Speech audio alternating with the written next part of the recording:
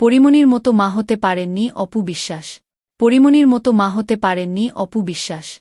ঢাকাই সিনেমার দুই চিত্রনায়িকা অপু বিশ্বাস ও পরিমণি। ব্যক্তিজীবনে দুজনেরই বেশ ভালো সম্পর্ক। বিভিন্ন অনুষ্ঠান কিংবা আয়োজনে একসঙ্গে দেখা মেলে পরি-অপুর। সামাজিক যোগাযোগ মাধ্যমেও প্রকাশ পায় সেসব চিত্র।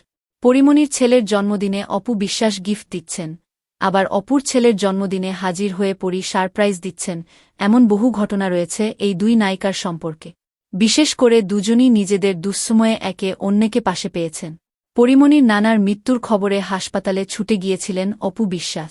আবার অপুর কোনো দুঃসংবাদ কিংবা সুসংবাদেও পরিমণির উপস্থিতির দেখা মিলেছে প্রতিবার, যে কারণে এবার অপু বিশ্বাসের কণ্ঠেও শোনা গেল পরীকে নিয়ে প্রশংসা। সম্প্রতি একটি সংবাদ মাধ্যমে সাক্ষাৎকার দিয়েছিলেন অপু।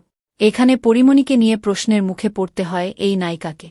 সঞ্চালক অপুকে প্রশ্ন করেন, তার দৃষ্টিতে পরি